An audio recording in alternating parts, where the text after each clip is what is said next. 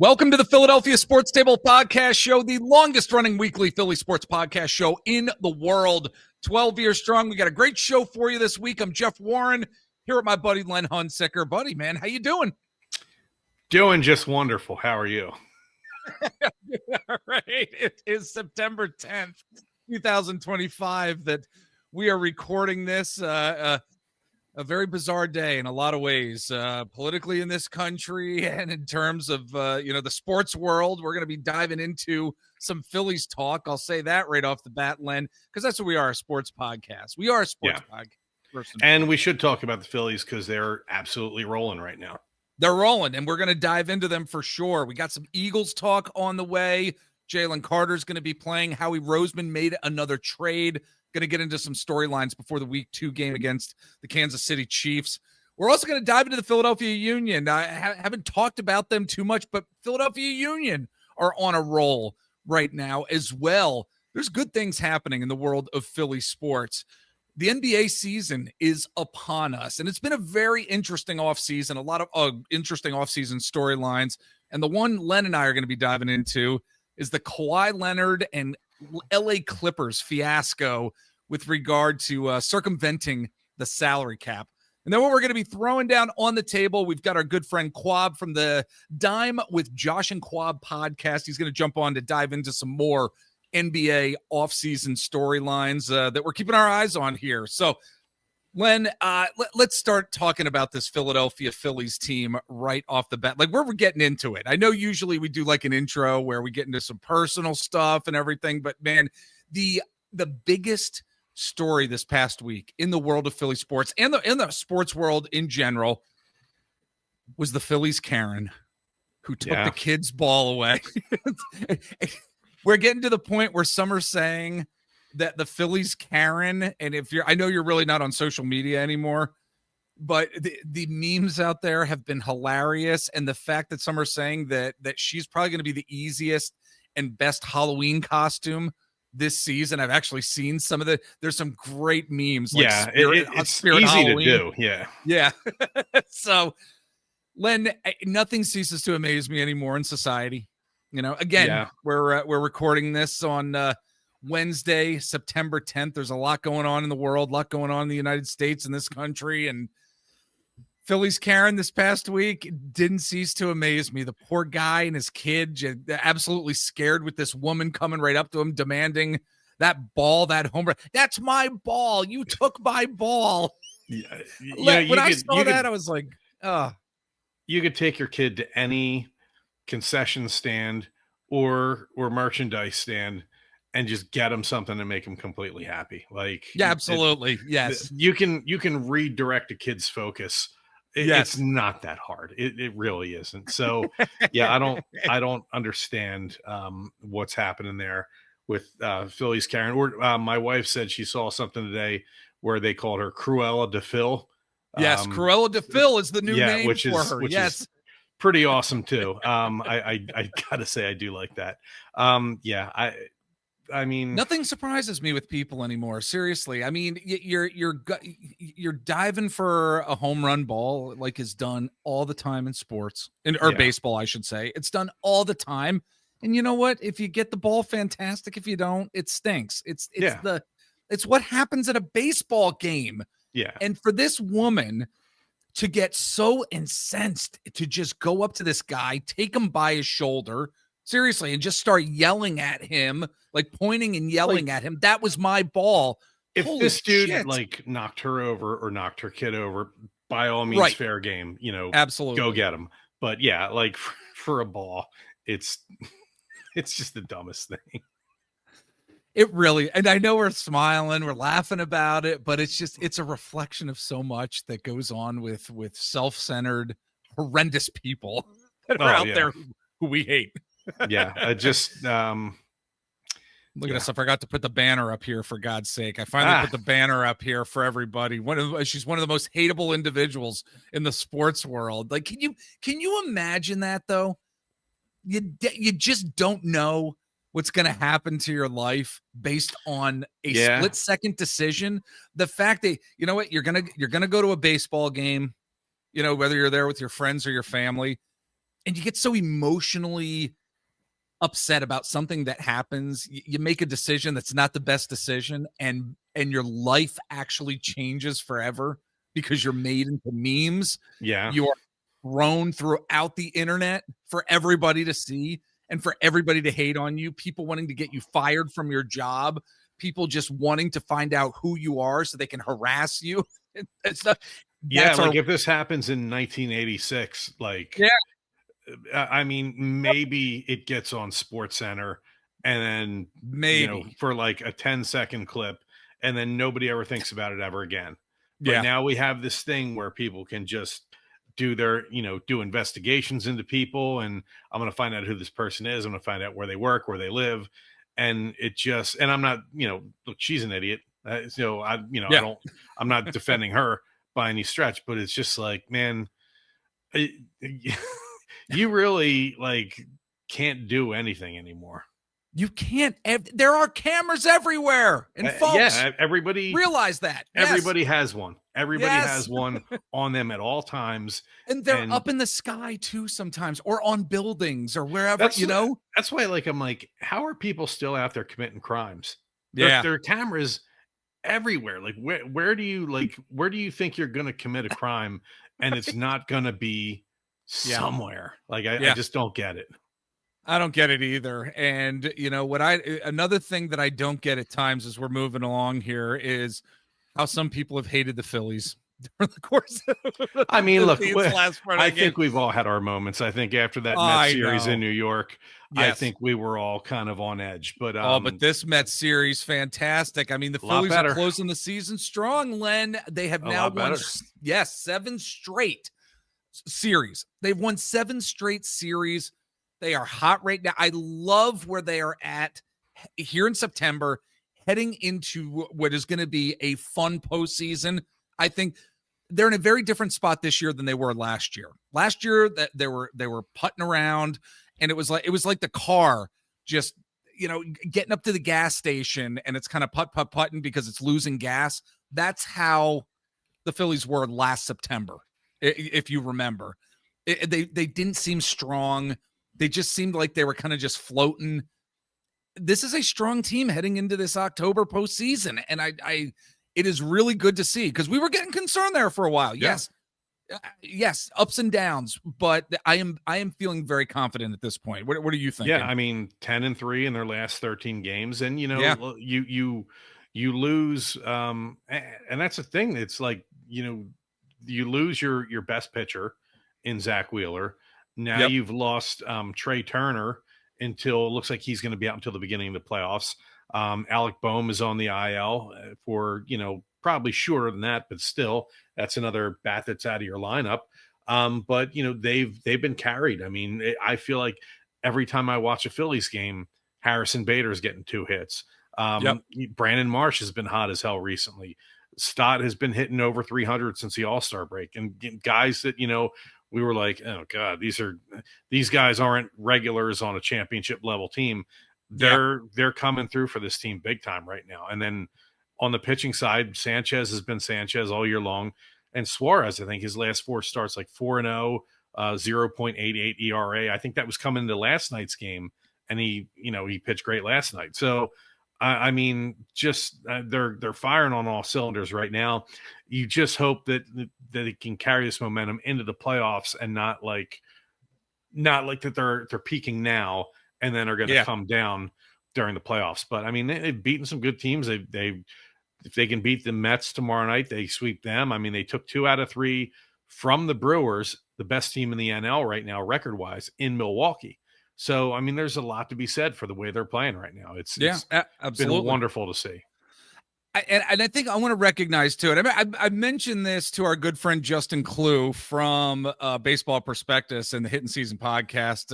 We love having Justin on, but I think it was that conversation where I said, I think we need to at times give Dave Dombrowski some credit when it is due, and I think it's absolutely due in terms of his movie made before the trade deadline. In terms of Harrison Bader, we look last year and the Austin Hayes experiment did not work last year. It just sucked. It didn't. But the Harrison Bader trade has worked out so well for this team. And in terms of outfield platoons, we're talking about a team with metrics that are within like the top 6 of the National League. I read a tweet earlier today. Different metrics. The Phillies outfield platoon, it's working. And it's been working because of Harrison Bader being there. And I think we got to give Dave Dombrowski some credit. And for him being able to keep this team and organization, given the challenges, the injuries you were just talking about, keeping this team relevant and where they're not dipping so much based on these challenges, we got to give him credit. Yeah, and give him credit and give Bader credit. I mean, this guy has so far exceeded my expectations since when they brought him in, because he was always a guy who was like, okay, great glove in center field, not going to get much out of him with the bat. Like I said, I feel like every time I watch a Phillies game, he's getting 2 or 3 hits. Did it again tonight. It just he seems like a guy that, like, okay, Turner's out for the foreseeable. You can plug him in the top of your lineup and he's getting walks, he's getting on base, he's doing what you need him to do. All while playing, a strong center field as was his calling card. So, I mean, man, you want to talk about a move that has turned out. That's Harrison Bader's the definition of that right now. Absolutely. And look, before we get into some Eagles talk here, Len, I would be remiss if I did not mention some of the entertainment that's been going on in the Phillies clubhouse when you have guys farting and Aaron Nola's cracking up during interviews. I mean, the entertainment that's being provided is really incredible. And I say this as somebody who I know hate farts. For some, maybe. I mean, to me, it's just a lack of class. What do you call people who fart? Animals, I believe you've called them in the past. Yes, I have. So it's everybody who's listening to this podcast right now. Judging every one of you. I have heard you fart before, though. No, you haven't. I really have. I promise. I'm not going to say the situation, but I have heard you beef, my friend. All right. We're going to move on to some Eagles talk now. What a start to the season when your all-star defensive player gets ejected for spitting on somebody. But as we know, the news came out today that Jalen Carter was fined for a game, $57,222. Interesting figure there, but he was fined and he's not going to miss any playing time. NFL saying that the game he missed, served. Yeah. Yes, it's time served. So I really think that his lack of presence being out there contributed to part of what we saw in the defense, whether it was, rust in a way that I talked about, or just his presence, like putting so much more pressure on Jordan Davis, because Jordan Davis almost played 100% of the snaps at that point when he never has before. In fact, Vic Fangio said if he didn't lose the weight that he lost during the offseason, he wouldn't have been able to do what he did during week 1. So Jordan Davis really was a savior. But we got to have Jalen Carter out there for a lot of different reasons, not just a run stoppage and trying to rush the passer, but also how it helps the secondary. And we're going to get into some secondary talk in a bit here, but and the Jalen small Carter definitely of him being literally your best defensive player, exactly. that old thing. Yes. So Jalen Carter, let's not spit on anybody in front of a referee anymore. Dude, I was so pissed off at that. I'm sure you were too. Yeah, my wife was watching the game with me, and I'm pretty laid back in general. She saw, I saw her eyes get big at a couple points. I think I don't know if we're gonna have to bleep this out or whatever. No, we don't. Okay, good, because I may have said the words "you stupid motherfucker" probably about 5 times within a 20-second span. Yeah, rightfully so. How do you do that? Yeah, I don't know if seriously, you try to get in the brain of people sometimes when they're making decisions in the moment. I mean, was there so much hype? Like, why not just say, okay, Dak spit in your general direction, and he shouldn't have been near their huddle in the first place. I get that he's maybe trying to intimidate or whatever. So, like, okay, he spits in your direction. Okay, fine. I'm going to do everything I can to break this fucking guy's leg during the game. Yeah. I won't spit on him. But I am going to destroy this guy at some point in this game. Right. Exactly. I'm going to bust those freaking ribs. That's how you do it.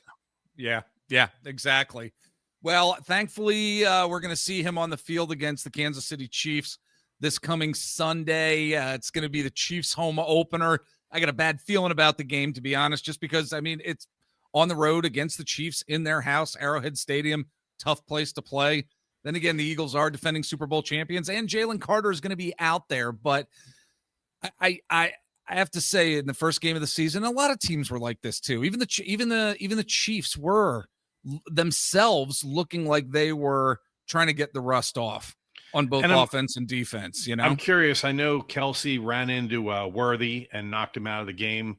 Yeah. I don't know if Worthy is he playing in this game? I don't think he's going to be playing. I don't believe so. That's kind of because they don't have him. They still don't have Rashee Rice, right? Right. So there's your top two receivers right there against a team, against an Eagles team who were kind of starting to feel a little iffy on the secondary. I mean, that could segue. be a huge help. So absolutely. Look, Adoree Jackson appears that he's going to be starting this Sunday in Kansas City per Vic Fangio. Then again, Fangio wasn't the most confident in his press conference this week talking about Jackson. But I think we're going to see Adoree Jackson again. And it's just, I'm baffled, Len, by this cornerback 2 position when re-signing Isaiah Rodgers was the right move to make. And a lot of us knew it at the time. And we've all kind of been just waiting for this shoe to drop of the awfulness of what we saw with the cornerback 2 position. There's something that needs to be done. Something needs to be done outside of just, okay, we're going to hope that Adoree Jackson, who's a veteran in this league, is going to somehow, quote, get it. I'm concerned. We've talked about it how many times on the show now? We're seeing it right out of the gate. Yeah. And I mean, if Adoree Jackson is your starter, that is clearly by default. I mean, that's because you don't have anybody else to put in that role. So I don't know. They're going to have to figure out something. Where is Slade? Did he retire or is he on another team?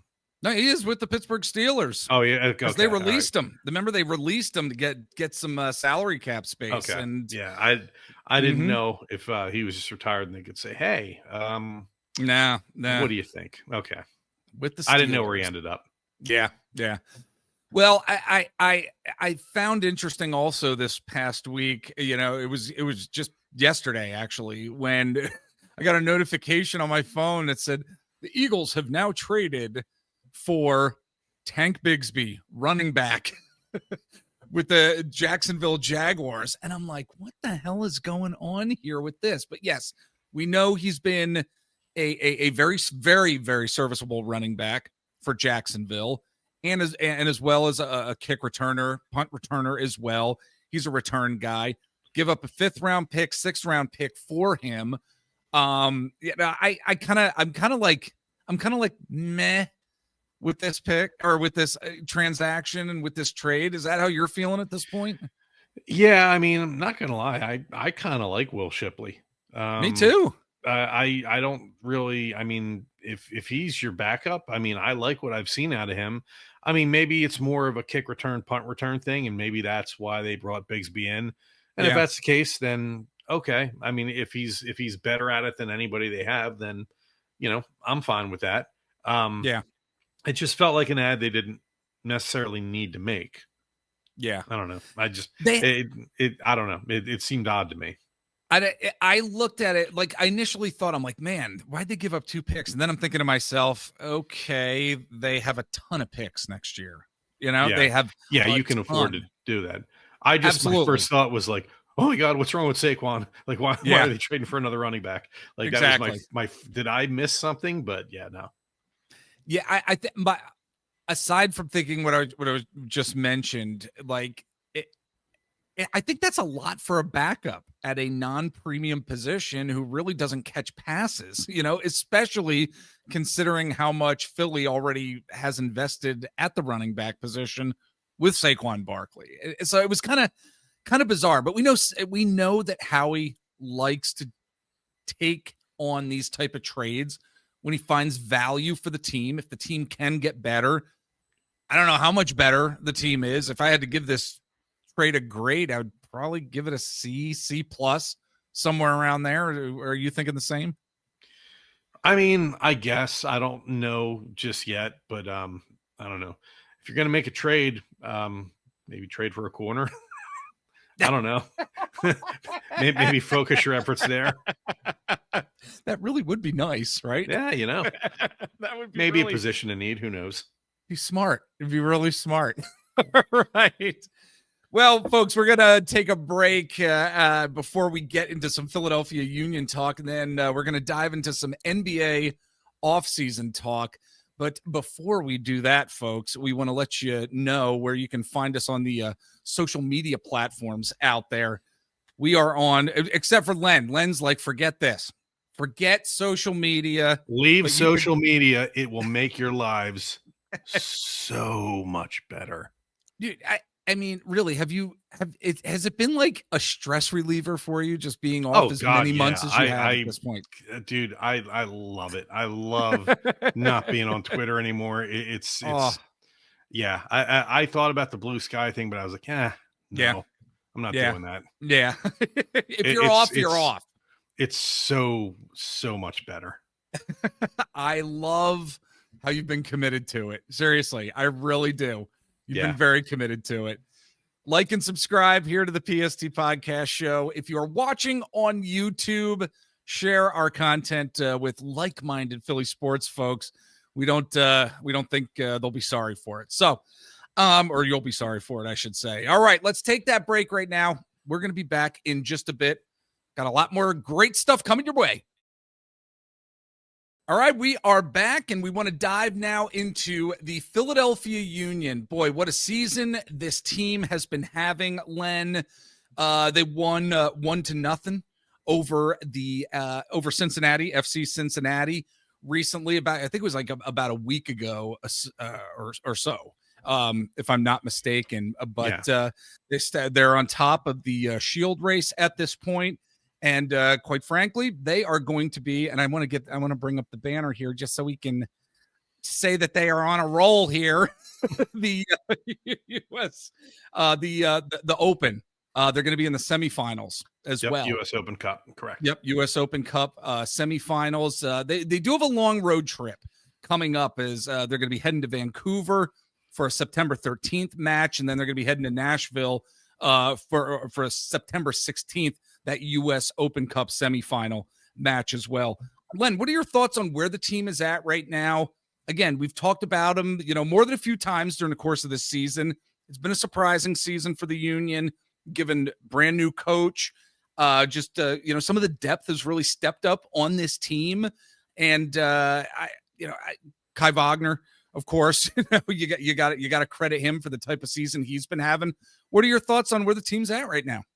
I mean, it's hard to complain with being first overall in the league. I mean, in the Supporter Shield standings, it would be great to get another one of those, get another trophy in the case.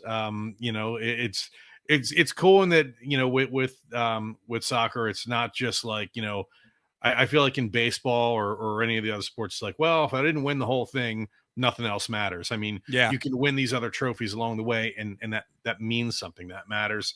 So that's awesome, and it's something for them to keep playing for. And they're 1 point ahead of San Diego for the Supporter Shield right now.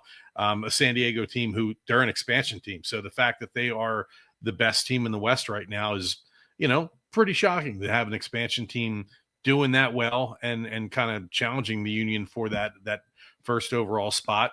The fact that they were able to get a win against Cincinnati was huge, given that Cincinnati's second in the East. So you're beating your next closest rival. And then they'll go up against a Nashville team that, is always relatively tough and in this U.S. Open Cup. So we'll see how they go. But I'm actually glad that you mentioned the depth with this team, because it does it feels like we're in one of these portions of the season where guys on the team are going away because of maybe a commitment to a national team. I know Nathan Harrell has been doing stuff with the U.S. men's national team. Different guys maybe going off to commitments with national teams. But that's happening all around the league. But it just feels like in years past with the Union, once that happened, they would kind of, take a nosedive a little bit because they just didn't have the depth. And it feels like now they do. And it just feels like, certain guys on the team have been really, I love what I've been seeing, from a few guys on this team. Makanya, I think, has done well on the defensive end. Milan Olaski, I like what I've been seeing out of him. I didn't really know a lot about him until recently, but in the few appearances I've seen, I've liked what I've seen a lot. The additions that they've made to this team, Vasilev, Danley Jean-Jacques, guys like that, I feel like they're just a stronger overall team that can absorb, some of the hits that you would get from guys going off to national teams or whatever. Yeah. The one hit that may, hopefully not stick with this team too long. And the one injury concern that I have at the moment is Andre Blake, in front of the goal. I mean, he's been back training for a couple days, but his status is still very questionable for this coming weekend. I mean, you lose Andre Blake, given what he's done this season, there's a concern there for sure. Yeah, absolutely. I mean, he's, quite possibly the most recognizable face in the history of this franchise. So, yes. to not have that is kind of a big deal. I'll say, I'd be remiss if I didn't mention another guy that, I think has stepped up.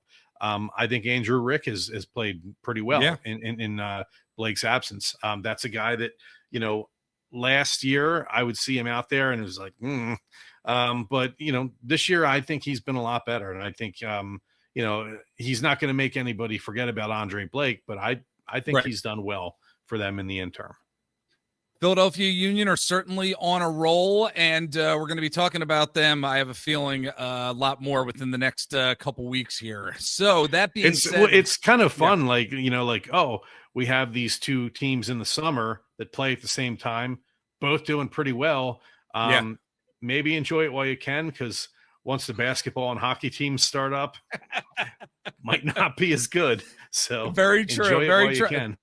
Look, we don't have any Flyers talk on the show this week. I mean, we certainly could have talked some Flyers, but I don't want to dive into it too much right now. It's too early. I mean, I know they're doing the rookie development camps, for God's sake. I mean, exactly. So it's not even it's not even quote unquote regular old training camp yet. So there's not really much to talk about for now. We could nitpick here and there with certain guys and stuff like that, but I'm like, I don't want to do that. Yeah. What's the point at this given time? But one of the biggest stories in the sports world, as we conclude the first part of the show here before we get to our interview, Len, it's one Mr. Kawhi Leonard. I shouldn't even say it's Kawhi Leonard because, honestly, it's not him. I don't even know if he had, you put players in these stories, and at the end of the day, it's not even necessarily the player making the decisions about what has happened. So it really is the Los Angeles Clippers. So for folks who may not know where we're going with this, according to journalist Pablo Torre, some reporting that came out just this past week, in 2021, Clippers owner Steve Ballmer invested $50 million in a startup company called Aspiration.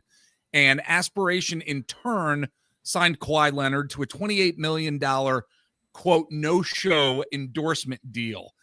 Kawhi Leonard would be paid even if he never did anything. If he did nothing to promote the company, that was fine. He was going to be paid, which has this company has since filed for bankruptcy, just to let folks know.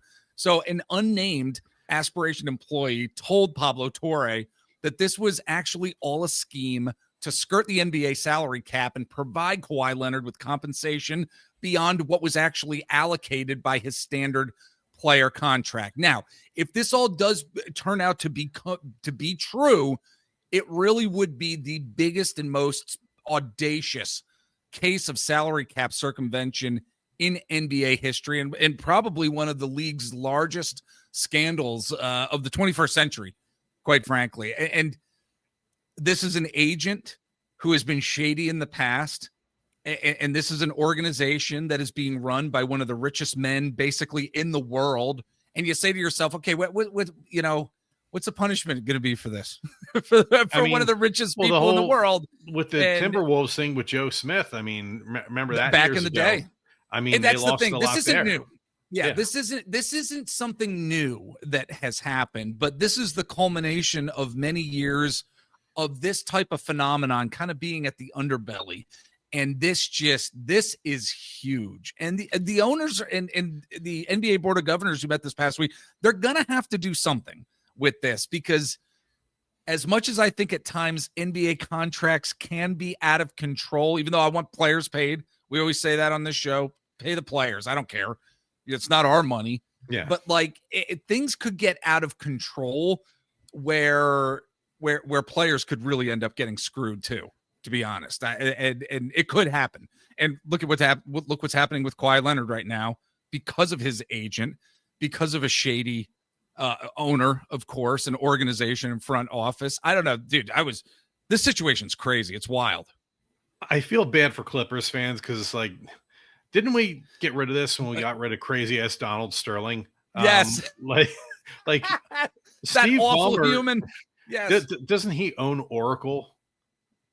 I believe so. Yeah. Which is a gigantic tech company. Like, he's one of the richest guys in the world. You would think that like someone like that, I don't know. I mean, again, I was just about to say you would think someone like that would be above it. But then again, he's a CEO. All these guys became millionaires. Like they all, they're billionaires. While you and everybody else that's watching this is struggling to make ends meet, all these guys are moving their money around into different accounts to avoid taxes and stuff like that. It's how these guys not only get rich, but stay rich by doing shady, underhanded stuff like this. Yeah. So, I mean, in a sense, I don't know. Why am I surprised? I guess. I mean, I don't blame. We brought up Kawhi Leonard's name. I don't necessarily blame him because I'm sure he's just thinking, just give me my money. I don't care how I get it. You know, I mean, that's your guys' job to figure all that stuff out. You give me my money and I play, and we go from there. But it is that would be quite a scandal. I mean, I would think. I mean, if you're the owners, if you're the owners in the NBA, I mean, I would think that you don't want any part of this just because, I mean, it makes all of them look bad. And you're just like, okay, how are the rest of these guys managing the cap? What's everybody else doing? I'm sure it's not just this one guy. So other stories are going to come out probably. So like, what's the fallout going to be? Yeah. I mean, I don't know. We don't have the answers, of course. I mean, the Board of Governors, like I said, that's the thing. The investigation's still ongoing, so it'll take weeks, maybe if not months, for anything substantial to come out about this. I would think. Yeah. So we'll just have to kind of stay tuned as far as that. But I don't know. I guess I don't know. Yeah, it feels like we're all surprised, and maybe we shouldn't be. Exactly. You know what? That is such a great point. We all feel like surprised. We are at a point here in 2025 where there is shit happening in the world and we should not be surprised by anything. I mean, yet we are. I don't know. Maybe it's just the human experience or something where we get surprised by ridiculous, awful, terrible, horrible, whatever it is, shocking stuff that happens. I can't believe I'm still shocked by anything, but I am. And this shocks me. Yeah. Oh my gosh. I know we're not going to get in the Sixers, and we're going to get to our friend Kwab very soon here from the Dime with Josh and Kwab podcast. I'm gonna ask him also about his thoughts with Kawhi Leonard. Or I shouldn't even say Kawhi. I gotta stop that. But it is Kawhi Leonard's agent. It's not him that's shuffling money around. Yeah. I'm gonna ask him about it. But like as we start gearing up for the Sixers season, Len, I'm just like not excited. I know we weren't going to talk about it. We didn't have it on the agenda, but man, I mean, I'm so not excited, man. I'm wearing my shirt right now, but I'm like not excited. Like, Maxi's fun to watch, and I want to see, what happens with EJ Edgecombe, and I want to see how, McCain comes back from his injury. But it's just like, I don't know, does anybody really think that Embiid or Paul George are going to play more than 40 games? Like, do you really believe that? I don't. Yeah. I mean, so that's what's making it hard, because you want to talk about a team that is paper thin up front without those two. Yeah. And it's just like, okay, what happens when they do their old half a season and out, if that, Yeah. It saddens me also. And again, I didn't have this on the agenda, but I'm not sure if you read anything about this today, but Kelly Oubre The fact that, he actually, he put this post up on social, and I know you're not on social, but just how he doesn't feel the love, quote, love from the 76ers fans. And this is after a report that the Sixers might be looking to possibly move him, possibly move Andre Drummond as well. So there's still this feeling of discord heading into this season with this team, and just uncertainty, of course, with health, but just even from a team chemistry standpoint, I just feel like there's some stink around it, if that makes sense. I mean, there is. I mean, that's the thing. I mean, people go to games and they cheer the team on, and that's cool and all. And they're paid very handsomely for what they do. I feel like as long as I'm not, on social media harassing you and actively trying to, be terrible to you, or at games trying to do that, outside of that, no offense, but I don't know you anything. Yeah, exactly. That's him, and that's any of these guys. I mean, I support the teams. I didn't see it. This is literally the first I'm hearing about it. Oh, really? This is what, my initial reaction is, no offense, but boo fucking who? Yeah. I mean, but let me read this to you really quick. Okay, I didn't even think ahead. we're going to get in on this, but Kelly Oubre actually tweets out, I love Philly, but the love doesn't seem to be reciprocated. What happened to this place? And for those saying I'm garbage because my 3% went down, still put up numbers, and I'd still cook you. I played through finger surgery on my left hand. You are an NBA player, and I'm a fat guy that's almost 50. If you can't cook me, buddy, you got problems. I played through finger surgery on my left hand, thumb, and pinky for 3 years, but still put my soul in this shit. That's one thing only God can take from me. Hope to see y'all soon. Godspeed. And that's the thing. I don't have any problem with Kelly Oubre. I don't mind him. I think he's a decent player. I don't think he's anything great, but decent enough. I have no issue with him. I mean, if you're not feeling the love, and not feeling the excitement on the team, I mean, talk to the guys that are supposed to be the two best players on the team. Those are the guys, not you. Those are the guys that are supposed to drag this team to the playoffs. And with the Celtics out this year, because of Tatum's injury, maybe drag this team, further than it would normally go under normal circumstances. But, given the past couple years, this fan base doesn't really have any reason to believe that that's going to happen. Nothing personal towards Kelly Oubre, but he's not the cog that makes this team go.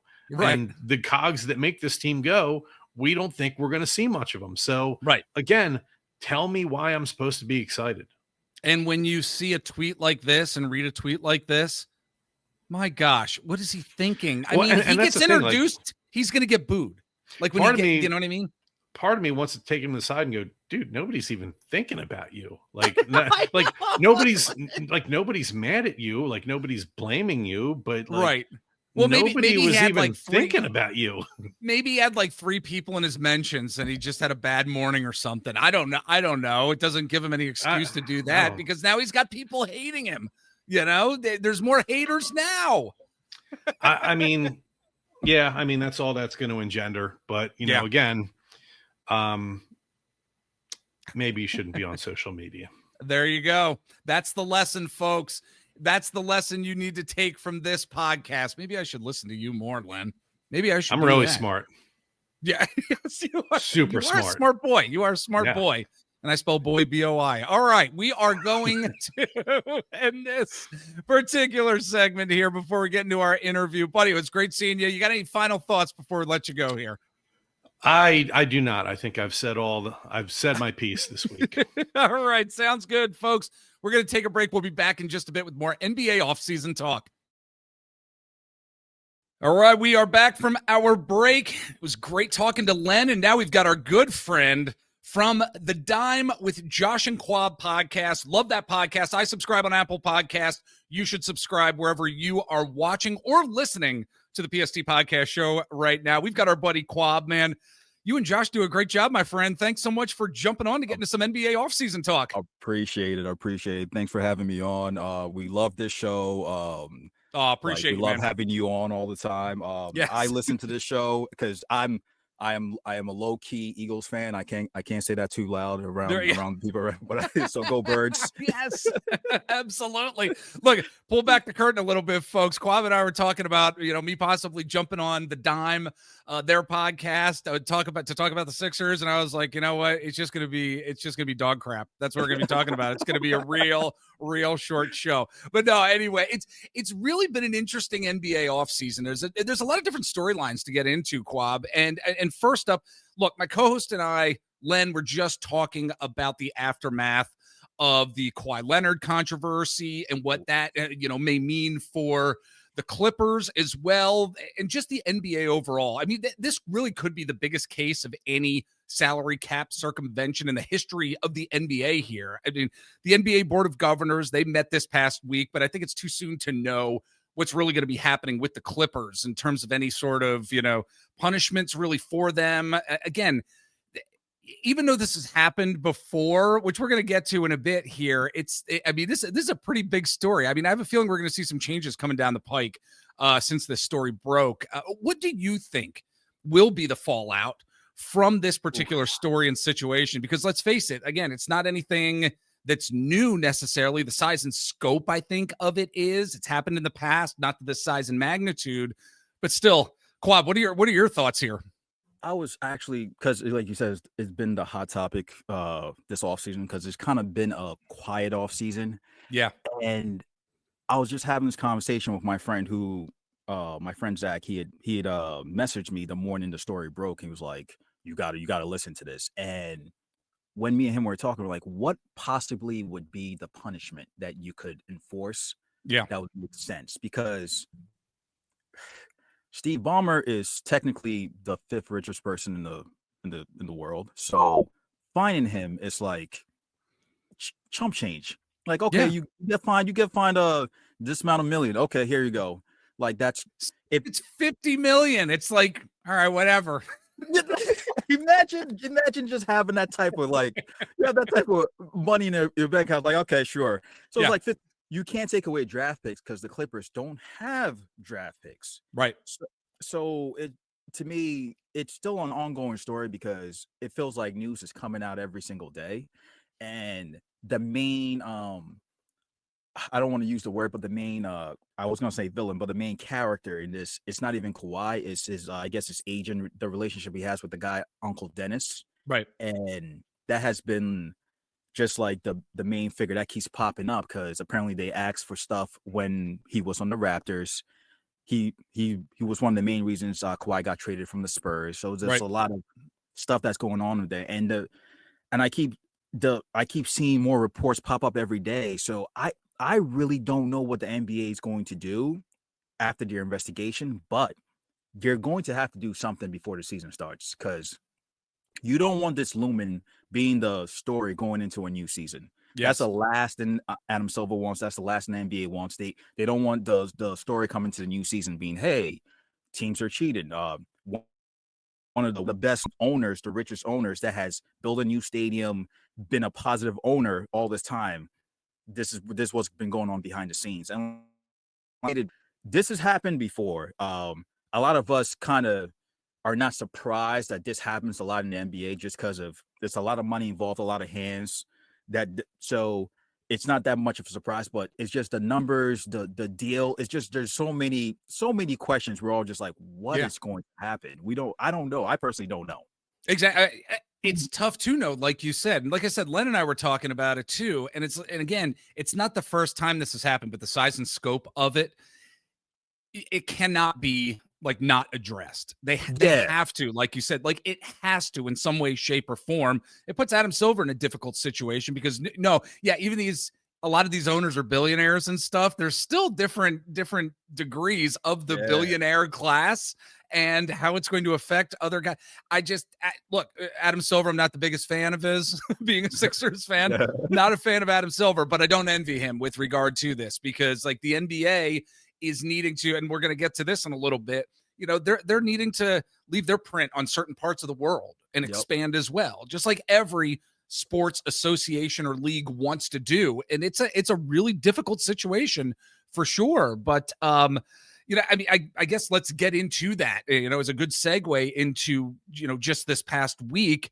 There is a situation now going on in China where LeBron James was actually talking to Chinese media based on an op-ed that was written about the NBA in general, about the fact that that basketball isn't just a sport, but it should be a bridge that connects us. That was the impetus and the message coming from that op-ed. I mean, look, the NBA certainly wants to rebuild its brand after Philadelphia 76ers GM Daryl Morey tweeted out support of a government protest in Hong Kong all the way back in 2019, and it basically destroyed the relationship between the NBA and the Chinese at that time. So, Kwab, what are your thoughts on how this story with LeBron and kind of, his engagement with this, essentially with Chinese state media, from a sheer, I guess you would say, because we get it here on the podcast show because of me and because of what I do outside the confines of this podcast in terms of my elected position, you always get the stick to sports, that angle. It persists online, but we also know here that there's a lot of gray in this world, and sometimes politics and sports do clash with each other. Do you have any thoughts on this particular story and what it really means? Yeah, I have many thoughts. I think what you mentioned with when Daryl Morey sent that tweet out. I remember that clearly because this was when my team, the Nets and the Lakers, were overseas, supposed to be playing a couple exhibition games, and it all got shut down.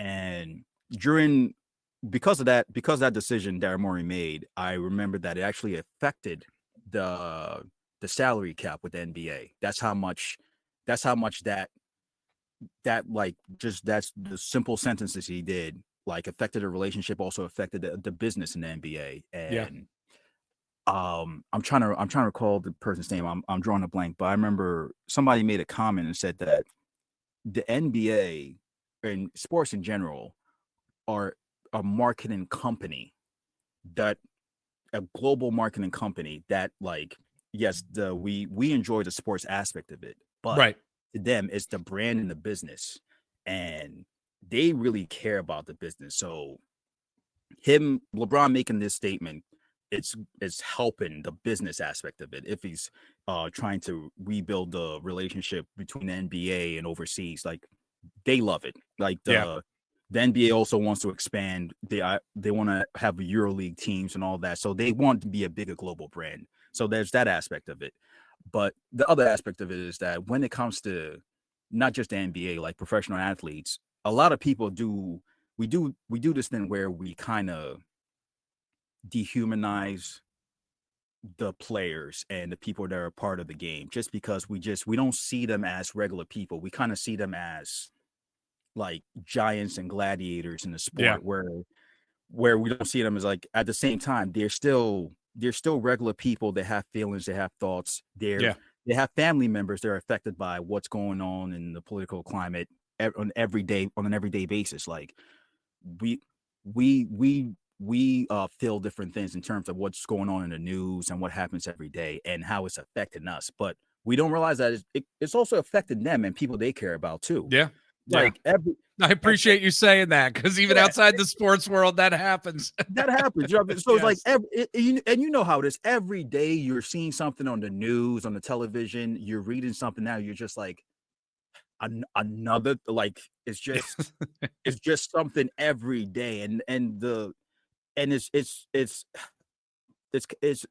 is frustrating. It is really, really, really frustrating, the times we're in right now. And I do appreciate when people that have a big voice, have a big following, have like the magnitude of reach they have, or they speak on things. I'm not a believer of the shut up and dribble. Like, I don't, but I believe that if people should be in the right, you should understand what you're talking about. You should know what you're talking about, and you should be in the right. Because at the end of the day, all this affects everybody. affects everybody on a daily basis, and we can't just be kind of have the mindset of just being in the center or just trying to ignore it or whatever else it is because of our status, because it's going to affect people you care about. So I'm a big fan of when athletes speak up against injustices and just ignorance and everything that goes on a daily basis. Absolutely. Here, my friend. You are talking the same language as me for sure. and even my co-host too, for sure. Look, I mean, as we're moving on though, one of the themes from this offseason, specifically with regard to the NBA, and it's really interesting to watch it on an annual basis, like in an annual offseason basis, could be, it's what I like to call the copycat behavior from team to team to team. Change is always constant in the NBA, and teams are already starting to try to replicate what OKC and even the Pacers were able to do this past season with speed, depth, overall team-oriented type of play. So I'm wondering, what are your thoughts on how teams really try to chase the copycat ball around the season, or I should say around the offseason, from offseason to offseason? What are your thoughts here? Yeah, it is. Like you said, it's a copycat league. It feels like teams who see something work and be like, we can do that. Let's make those moves. Right. And I remember really quick. I remember when Shaq came in the league and everybody's like, all right, we got to get a real big guy. Got to get a real big guy. Like without like any thought. Okay, we got to get a Shaq. Like there was another one in the world.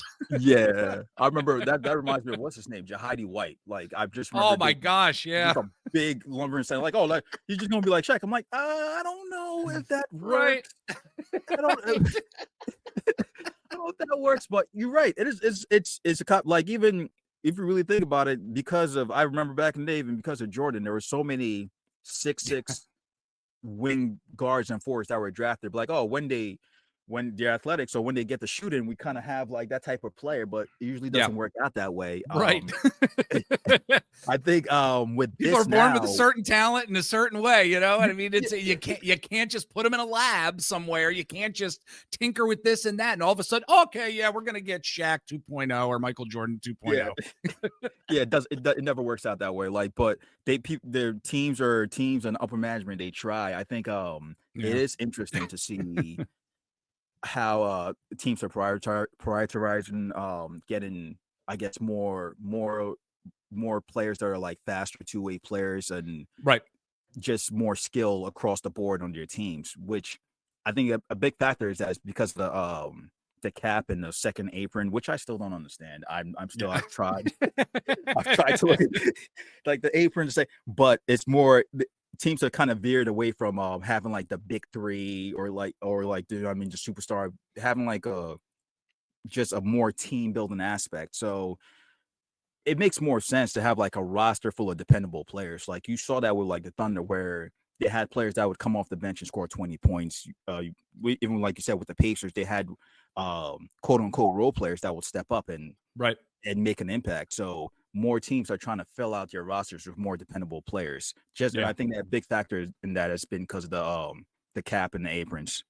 Yep, absolutely. All right. Well, folks, we are going to take a quick break, real quick to pay some bills here, but we're going to be back with Kwab in just a bit to really dive into some more NBA offseason talk. But before we do that, Kwab, where can folks find you on the socials out there? Again, The Dime with Josh and Kwab podcast. I subscribe on Apple Podcasts. Let everybody know where they can find you on the interwebs out there. You can find me at Kwab, aka Yes, KWAB, aka YES. Also, a podcast with Josh Rodriguez is at The Dime NBA. Follow us on YouTube. We're gonna be doing more audio, but we did a more YouTube and we did very well. So follow us on there. All right, sounds good. Let's take that break right now, folks. We'll be back in just a bit.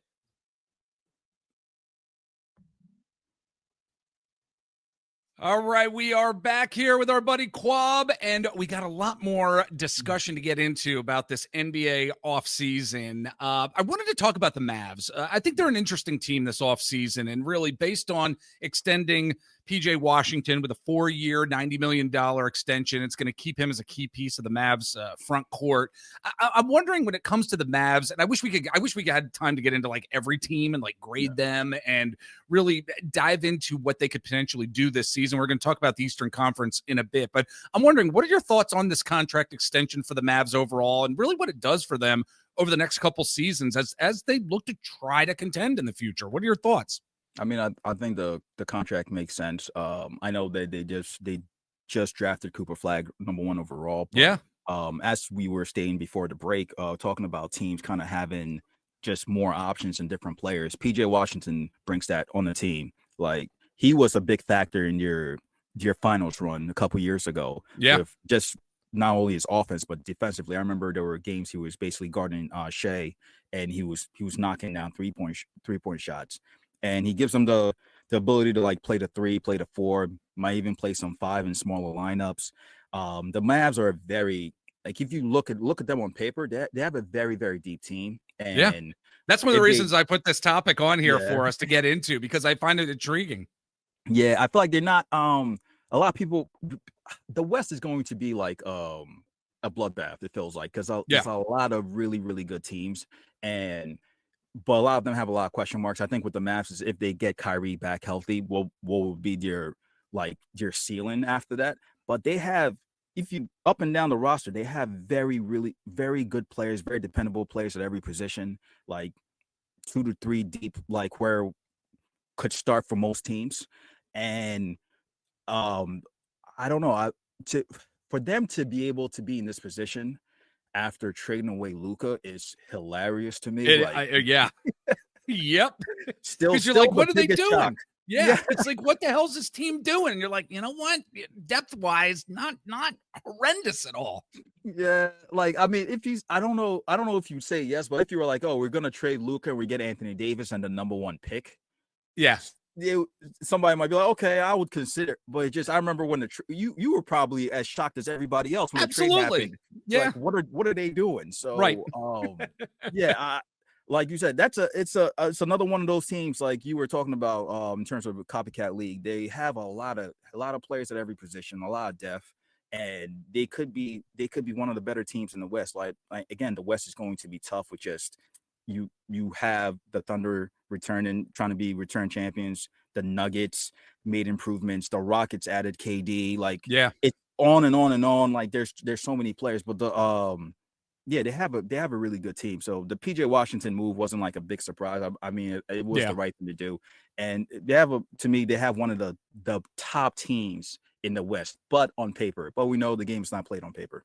Right. Absolutely. Great way to put it, for sure. You know, I mean, you mentioned Luka, and I do wonder what happens with Luka and LeBron as the Lakers look towards this coming season, because they have a ton. I was reading an article recently. They have a ton of expiring money from guys who they can really dangle in front of some other teams, possibly get another star to join the team.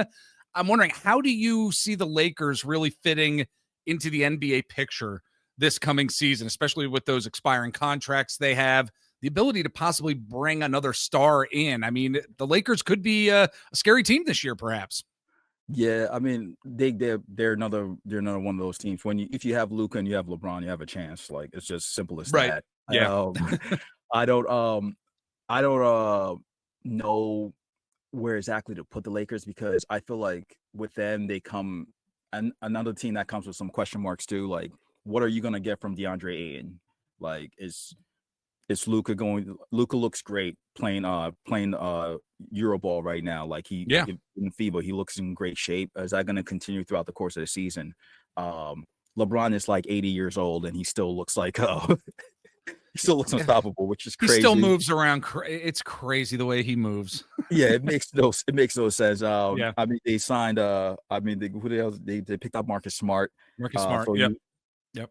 Yeah, you wonder what like from him, like if you can revert back to being that defensive player type player that you can have a two-way player on that team. And like I said, I don't know what the next move is for the Lakers, but they clearly made the shift to be going away from being LeBron's team to be Luka's team. Yeah.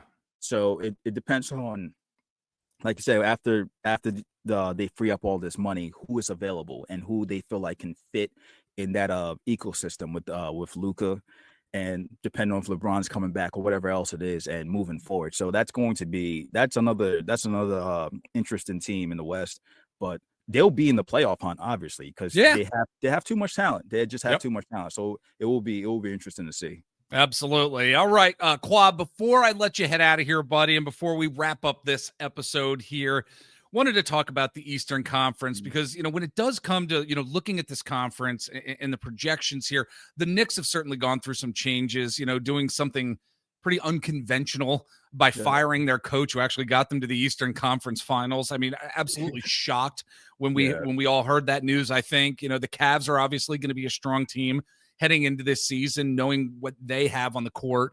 But I'm very interested to see how the Magic and even how the Hawks are going to perform right out of the gate this season. If both of those teams that have talent, if they're able to get some momentum. What are your thoughts on some of the projections here about how this Eastern Conference may look this coming season?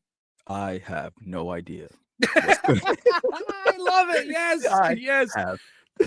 I don't know, because like you just said, it's fun. That's why we don't know, and it's fun. It's fun, and it's.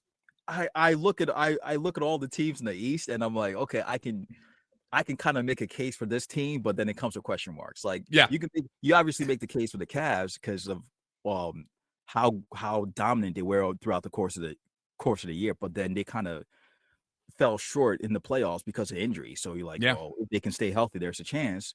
The Knicks they fired your coach that had them winning, but they've made some moves on the margin to kind of change that. So they might be a top team, but you're talking about a team like the Magic. They added Desmond Bane, who addresses like one of their issues with perimeter shooting.